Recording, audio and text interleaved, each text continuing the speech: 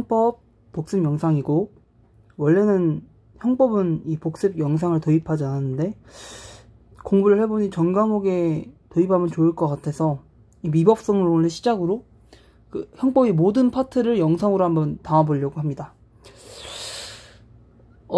생각보다 꽤 시간이 걸릴 것 같지만 공부의 템포가 잡히면 그렇게 오래 걸리지 않을 것 같고, 굉장히 괜찮을 것 같아. 설명하면서도 이해가 되고, 솔직히 또 계속 설명을 하는 것을 반복하면서 듣다 보면 굉장히 빠른 암기가 되는 것 같거든. 그리고 최근에 이제 이 형법 교재 자체를 기존 김대한 선생님이 그 기출해서 신호진 핵천으로 바꾸면서 조금 더 목차별로 디테일하게 작업이 가능할 거라고 생각이 돼. 그래서 부터 진행해 보도록 할게. 일단 미оп성론의 17 항목 17 미оп성이 일반 이론. 미оп성이 뭐냐? 구성요건에 해당하는 행위가 법 질서 전체의 입장에서 보았을 때 이와 객관적으로 모순되고 충돌되는 걸 말한다. 구성요건의 해당성과의 관계, 구성요건에 해당되는 행위는 위법성이 추정되고 위법성 조각 사유가 있으면 위법성이 제거된다. 형법에서 이거는 좀 이제 약간 기출 문제보다는 좀 이제 약간 개념적으로 중요한 건데, 형법에서 위법성은 단순히 그 위험성이 있냐 없냐 뭐 이거를 판단하기보다는 구성요건에 해당하는 행위가 있으면 위법한 것이고, 다만 이제 우리가 이제 좀 논하는 것은 위법성 조각 사유, 위법성 조각 사유가 되냐 안 되냐, 이 경우에 위법성을 제거하는 것, 이걸 판단하는 것이지 위법성이 있나 없나는 형법에서 판단하잖아. 구성요건이 있으면 위법성이 있는 걸로 보는 거야.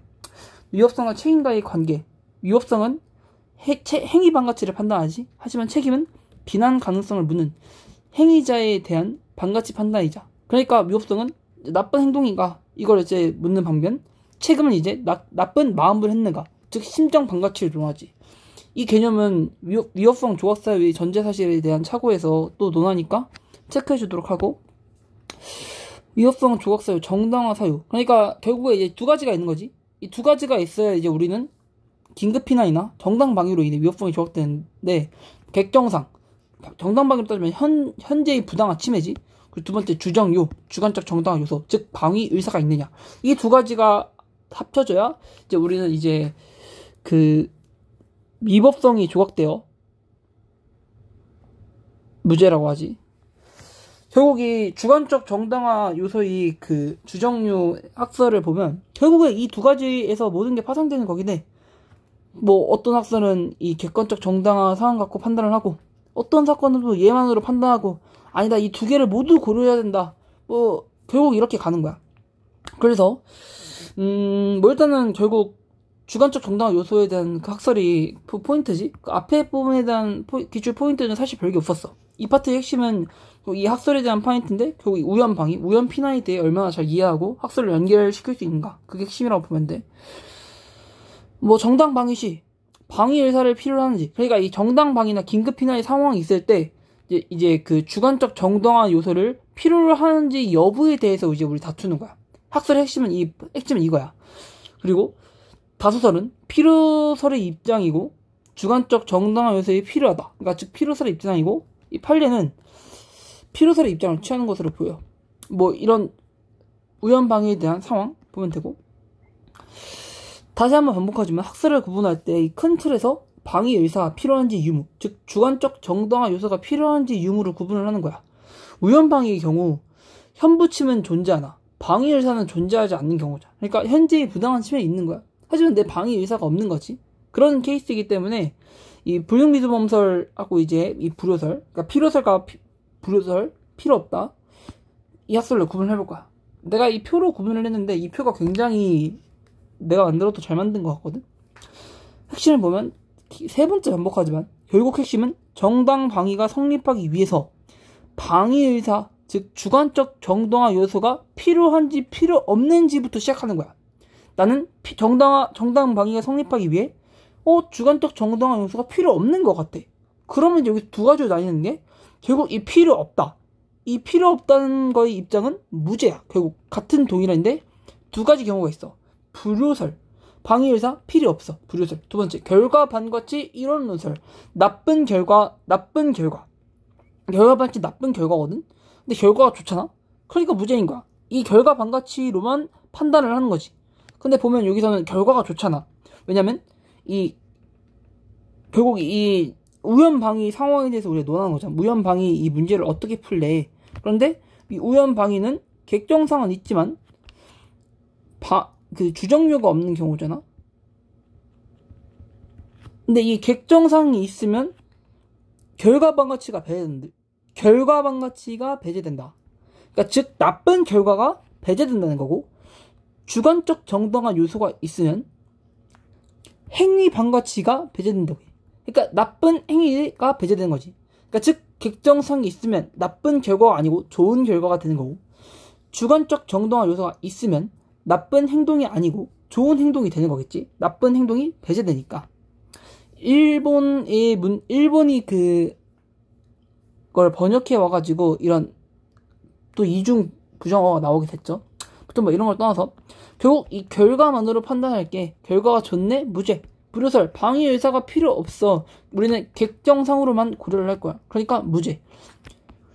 이제 시험에서 좀 자주 물어보는 것은 결국 이 필요설의 입장이고, 판례도 우리 필요설의 입장을 띄고 있어. 가장 먼저 이 대표적인 게 불능미수 범설, 즉 이원적 인적 불법론인데, 여기서는 객정상과 주정료를 모두 고려해. 그러니까 때린 행위 자체는 나쁜 행동이잖아. 근데 이 강도범을 잡은 결과가 좋네. 즉 다시 말하지만 이 두 가지를 모두 고려하니까 현부침은 있어. 객정상은 있으니까 결과방가치는 상쇄되고, 주정료는 없으니까 행위방가치는 상쇄되지 않는 거지. 그래서 불능미수를 처벌하겠다. 포인트는 우리가 과실범의 경우는 미수범 처벌 규정이 없으니까 이 과실행위로 인해 우연방위 상황이 발생된 경우, 이때는 이제 처벌되지 않는 거. 그러니까 이럴 때는 이제 무죄. 이 과실행위일 때인 거를 좀 포인트로 잡아서 보면 되고, 기출에서 좀 이걸 많이 물어보더라고. 그 다음에 이제 이론적 인적 불법론, 즉 행위방가치론인데, 기수범설이라고 하지. 이런 기수범설인데, 주정료가 결여되면 기수범으로 처벌되어야 한다. 여기는 이제 방위의사의 이유, 그러니까 이 주관적 정당한 요소만으로 이 우연방위 상황을 해결해보자는 거지. 그러니까 이 우연방위 상황은 이 주정료는 없잖아. 객정상은 있고. 그러니까 기수라고 하는 거고, 이 밑에 것만 방위 의사만을 고려하니까. 그리고 이제 뒤에 이제 이 멘트가 좀 기출에서 많이 나오는데, 객관적으로 존재하는 정당한 요건, 즉 객정상은 기수범 처벌에 대한 감경 가능성으로만 고려될 수 있다. 그러니까 우리는 이 주정료만으로 유무죄를 판단할 거야. 객정상은 감경 가능성으로만 고려될 수 있어. 딱 이렇게 이제 하는 거지. 조금 더 이제 기출 지문을 딱 이렇게 분석해 볼게. 가장 먼저 난 이원적 인적 불법론이 많이 나오더라고. 위법성 판단에 행위방가치와 결과방가치가 모두 요구된다고 보는 이원적 인적 불법론의 입장에서는 주관적 정당한 요소가 결여된 경우 결과방가치가 부정되므로 불능미수가 된다고 본다. 기출에서 이 결과방가치를 행위방가치로 많이 속이더라고. 결과방가치가 부정되는 것은, 다시 설명하면 위법성 판단에 행위방가치와 결과방가치가 모두 요구된다고 보는 이원적 인적 불법론의 입장에서는 주관적 정당한 요소가 결여된 경우 행위방가치가 부정되므로 불능미수가 된다고 본다. 틀렸죠? 이원적 인적 불법론은 우리가 뭐라고 했어? 불능미수 범설이잖아. 불능미수 범설은 객정상과 주정료를 모두 고려하는 입장이지. 그러면 이원적 인적 불법론의 입장에서는 주관적 정당한 요소가 결여된 경우 객관적 정당화 상황은 존재함으로써 결과방가치는 배제되나 행위방가치는 그대로 존재하는 거잖아. 즉 결과는 좋으나 나쁜 행위가 있었다고 보는 것이므로 행위방가치가 부정된다? 틀린 지문이죠. 행위방가치가 부정되는 것이 아니고 결과방가치가 부정되는 거고, 결과방가치가 배제되는 거고, 행위방가치는 그대로 존재하는 거지. 내가 볼 때 지금 화면에 나오는 이 지문도 좀 수정하면 좋을 것 같아. 행위방가치가 부정된다기보다는 결과방가치가 배제되고 행위방가치는 그대로 존재한다까지 적는 게 좋을 것 같아. 아무튼 그렇게 이해하면 좋지. 그래서 무슨 이 기출 지문은 틀린 지문으로 출제를 했고, 행위방가치가 부정되는 게 아니고 결과방가치가 배제되고 행위방가치는 그대로 존재한다. 이렇게 보면 될 것 같아. 그 다음에 이제 두 번째 지문은 현부침과 방위일사 모두 고려한다. 아까 했던 거지. 현부침이 객정상이고 방위일사가 주정용으로 이걸 모두 고려한다. 행위반 가치는 인정되고 결과반 가치는 주정된다. 결국 같은 얘기야, 같은 얘기. 위협성 조각 사용에 있어서는 주정료가 요구되지만 결과반 가치가 부정된다는 견해에 따르면 불능미수로 처벌될 수 있다. 라는 질문이지. 결과반 가치가 부정된다는 견해에 의하면 불능미수로 처벌될 수 있다. 그리고 이원적 인적 불법론은 결과반 가치는 배제되지만 행위반 가치는 그대로 존재한다. 이론적 인적 불법론. 이론적 인적 불법론 우리가 뭐라고 했어? 행위반 가치가 그건 뭐야? 주정료지. 우린 주정료만을 고려하는 걸로 우연방위 상황을 해결할 때 따라서 행위반 가치가 여전히 존재하네. 그러니까 너는 기수범이야. 이 위에 있는 이 객정상이 있는 거 오케이 있긴 하네. 하지만 이걸로 유무죄를 고려하지 않을게. 우린 이걸 너에 대한 감경 가능성으로만 고려할 거야. 이게 이론적 인적 불법론 기수범설 행위반 가치론이잖아. 다시 보면 이론적 인적 불법론에 의하면 구성요건적 행위는 주관적 정당한 요소가 있는 경우에만 행위 반가치가 탈락하여 정당화 될 수 있다. 라는 질문이죠. 왜냐면 주정료만으로 고려하니까 주정료가 있으면 행위 반가치가 배제되어 정당화 될 수 있지. 하지만 우연방위 상황 너 주정료 없잖아. 행위 반가치 그대로 있어. 너는 기수범이야. 이런 입장이니까 이 질문은 맞는 질문이고. 기출. 두 번째 질문은 이거는 그 불효설하고 필효설을 합쳐놓은 질문인데 아까 얘기했듯이 우리는 그 주정료만으로 고려할 거니까 이 객정상은 감경 가능성으로만 고려될 수 있다. 근데 여기서 우연방위 상황이 무죄라는 견해에 의하면 이제 감경 가능성으로만 고려된다고 했는데 무죄라는 견해에 의하면 감경 가능성으로만 고려되는 것이 아니지. 무죄인 경우는 어쨌건 불결 무죄니까 얘는 이제 오히려 객정상을 이제 그 기수범 처벌에 대한 감경 가능성으로만 고려된 게 아니고 이제 이걸로 유무죄를 하는 거잖아. 우연방위 상황이 유무죄라는 그 무죄라는 견해에 의하면 객정상이 그 결과반 가치가 배제되니까 이제 무죄인 거잖아. 좋은 결과가 있으니까. 따라서 이 질문은 틀린 질문이지. 우연방위 상황에서 주정료만 고려하고 객정상은 기수범 처벌에 대한 감경 가능성으로만 고려될 수 있다는 입장은 이론적 인적 불법론 입장이다. 기출에서 불결 무죄의 견해에 의한다고 속였다. 기출 포인트 보면 될 것 같고, 과잉방위와 우연방위. 이건 내가 진짜 틀린 질문이야. 좀 체크해서 보도록 할게. 과잉방위와 우연방위를 약간 짬뽕 시켜놓은 질문인데, 과잉방위는 야간이나 그 밖에 불안한 상황에서 공포를 느끼거나 경악하거나 흥분하거나 당황하였기 때문에 그 행위를 하였을 때에는 벌하지 아니한다. 우연방위에 대해서는 형법에 명문의 규정이 없다. 형법의 규정에 의하면 우연방위 행위가 야간 기타 불안스러운 상황 하에서 공포, 경악, 흥분 또는 당황으로 이해할 때는 별하지 아니한다. 아니죠. 이런 경우는 그 기타 불안스러운 상황에서 이 당황할 때 벌하지 아니하는 것은 우연방위가 아니고 과잉방위에 대한 경우죠. 이걸 이렇게 속에서 그리고 해경 간부에서 출제를 했더라고. 포인트 체크해보도록 할게. 그리고 불능미수범설. 그리고 결국에 이원적 인적 불법론에 대한 설명이죠. 불능미수범설에 의하면 과실로 우연방위 결과를 초래한 경우에는 과실범이 불능미수가 되지만 형법상 과실범은 미수범 처벌 규정이 없으므로 불가벌이다. 이게 내가 틀린 이유가, 그리고 이게 진짜 포인트인데 이걸 내가 많이 틀렸는데, 이 과실로 우연방위 결과를 초래한 경우, 이게 포인트거든. 이때는 과실범이 불능미수가 성립해. 근데 또 나아가야 될 게 불능미수의 쟁점까지 생각을 해야 되는 거야. 형법상 과실범은 미수범 처벌 규정이 없잖아. 따라서 불가벌임으로 무죄인 거지. 기출에서 이거를 그 우연방위 사례를 주고 이 갑이 행위가 정당방위 또는 과잉방위 행위에 해당하여 위법성이 조각될 수 있다고 속였어. 이 불능미수범서의 입장에서. 근데 위법성이 조항되는 게 아니고 이거는 이제 그 불능미수의 과실, 그러니까 과실 행위에 의한 불능미수가 성립하는데 이제 과실범은 미수범 처벌 규정이 없으니까 불가벌이야. 따라서 무죄인 거야. 위법성이 조각돼서 무죄인 게 아니고 과실범이 미수범 처벌 규정이 없어서 무죄인 거야. 이 포인트를 정확하게 체크하는 게 중요할 것 같아. 그 앞에 있는 것은 행위반같이 존재하지만 결과방정이 배어 미수범이 불법 구조와 유사하다는 점을 이론으로 한다.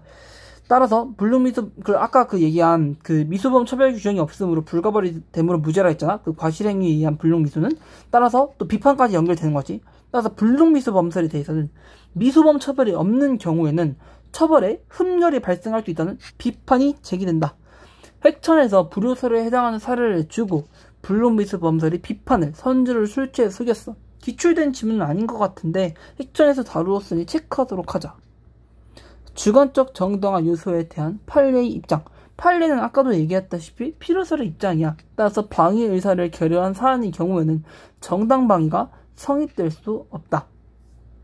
결국 정당방위가 성립된다는 것에 대해서 내가 좀 내 언어로 풀이를 해봤거든. 읽어보면 필요설의 경우에는 객정성과 주정률을 모두 고려하므로 방위 의사가 결여된 사안의 경우에는 정당방위로 위법성이 조각될 수 없다. 필요설에는 불능미수범설과 기수범설이 있다. 불능미수범설은 객정상이 있어 결과반 가치가 배제되지만 주정료가 없기 때문에 행위반 가치가 배제되지 않아서 불능미수로 처벌한다. 주의해야 될 점이 우연방위의 결과를 초래한 과실행위는 불능미수가 성립하나 형법상 과실범은 미수범 처벌 규정이 없으므로 불가벌이 되어 무죄이다. 기수범설의 경우에는 객정상을 고려하지 않고 오직 주정료만으로 우연방위 문제를 판단하는 극단적인 친구이다. 객정상은 단순히 감경 가능성으로만 고려할 뿐이라고 했죠. 따라서 우연방위는 주정료가 없으므로 기수범이라고 주장한다. 이 입장에 대해서 정확하게 체크하고 가면 좋을 것 같아. 필요설의 입장에 대해서. 위법성이, 근데 내가 여기서 방금 지금 체크한 건데 여기 살짝 오류가 있는 것 같긴 하거든. 객정상과 주정료를 모두 고려한다고 했는데 그 기수범설의 경우에는 객정상을 고려하지 않잖아. 이 부분에 살짝 오류가 있는 것 같아. 방위 의사가. 근데 결국에 필요설의 입장에서 방위 의사가 결여된 사안의 경우 그 위법성이 조각된 케이스는 없잖아. 다 불능미수 아니면 기수범이잖아. 그렇게 좀 체크해주면 문제는 맞출 것 같아. 이 부분은 조금 더 말을 수정한다고 해야 될 듯. 그 다음에 이제 위법성의 평가 방법. 정말 간단히 나왔고 예전 사법고시에만 나왔던 문제인 것 같지만 혹시 모르니 체크하자. 객관적 위법성론과 주관적 위법성론으로 나뉘더라고. 객관적 위법성론은 모든 사람이 규범이 수범자야. 따라서 책임 무능력자의 공격에 대한 정당방위도 가능하다고 보는 입장이야. 굉장히 객관적이지. 근데 주관적 위법성론, 책임 능력자만이 규범이 수명자야. 대치되는 면이 있지. 객관적 위법성론은 모든 사람이 규범이 수명자라고 하고 주관적 위법성론은 책임 능력자만이 규범이 수명자라고 해. 따라서 책임 무능력자의 공격에 대한 정당방위는 성립할 수 없고 긴급피난만이 성립할 수 있다는 것이 이 주관적 위법성론의 입장이야. 이 정도만 체크하면 이 챕터 17번 위법성의 일반 이론에 대해서는 틀릴 부분은 없는 것 같아. 애초에 획천에서도 거의 틀린 문제도 없고 간단하게 생각하면 될 것 같아. 결국 핵심은 우연방위 상황에 대해서 이 표의 흐름으로 내가 이해를 하고 있다는 점, 이 정도만 체크하면 될 것 같아.